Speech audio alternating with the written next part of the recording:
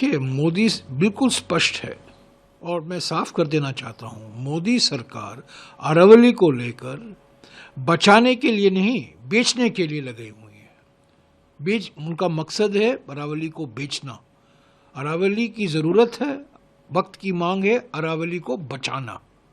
बचाना और बेचने में ज़मीन आसमान का फ़र्क है। देखिए, खनन, बिल्डर, जो नई परिभाषा है अरावली को लेकर जो मोदी सरकार ने अपनाया है, इसका मायने ये होगा कि लाखों एकड़ दिल्ली के आसपास, आज प्रदूषण देखिए इतना खतरनाक स्तर पर पहुंच गया है।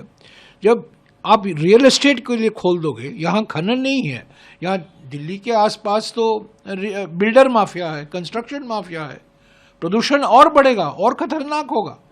और राजस्थान में, हरियाणा में, गुजरात में, क्योंकि अरावली पर्वत श्रृंखला जो है दिल्ली, हरियाणा, राजस्थान और गुजरात 4 राज्यों में फैला हुआ है।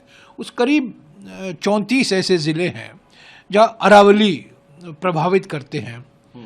अरावली रेंज जो कहा जाता है, 34 करीब 34 या 35 ज़िले हैं जो अरावली में शामिल किए गए हैं। उनकी परिभाषा बदली जा रही है।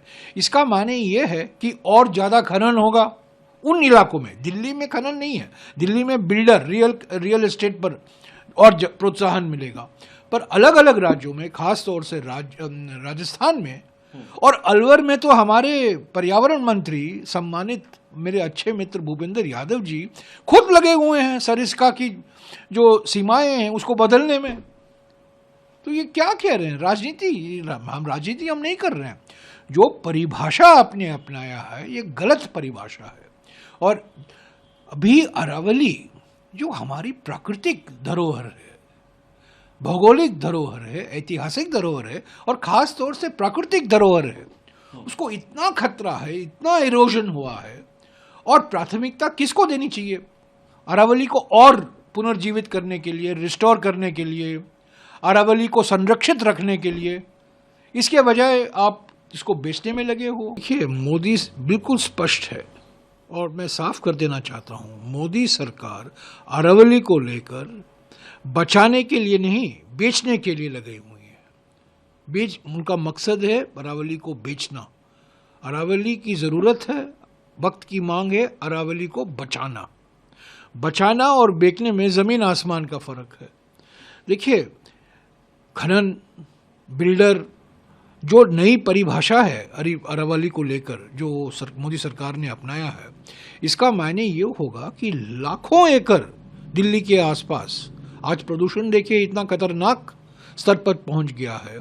जब आप रियल एस्टेट के लिए खोल दोगे, यहाँ खनन नहीं है, यहाँ दिल्ली के आसपास तो बिल्डर माफिया है, कंस्ट्रक्शन माफिया है, प्रदूषण और बढ़ेगा और खतरनाक होगा।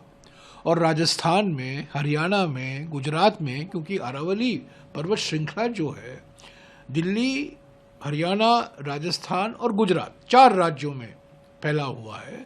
उस करीब 34 ऐसे ज़िले हैं जहाँ अरावली प्रभावित करते हैं।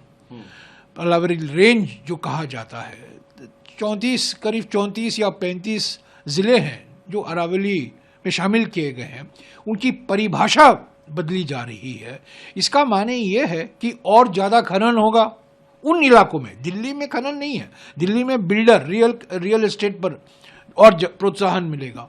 पर अलग अलग राज्यों में, खास तौर से राजस्थान में और अलवर में तो हमारे पर्यावरण मंत्री, सम्मानित मेरे अच्छे मित्र भूपेंद्र यादव जी खुद लगे हुए हैं सरिस्का की जो सीमाएं हैं उसको बदलने में। तो ये क्या कह रहे हैं? राजनीति हम नहीं कर रहे हैं। जो परिभाषा आपने अपनाया है ये गलत परिभाषा है। और अभी अरावली जो हमारी प्राकृतिक धरोहर है, भौगोलिक धरोहर है, ऐतिहासिक धरोहर है और ख़ास तौर से प्राकृतिक धरोहर है, उसको इतना खतरा है, इतना इरोजन हुआ है। और प्राथमिकता किसको देनी चाहिए? अरावली को और पुनर्जीवित करने के लिए, रिस्टोर करने के लिए, अरावली को संरक्षित रखने के लिए, इसके बजाय आप इसको बेचने में लगे हो।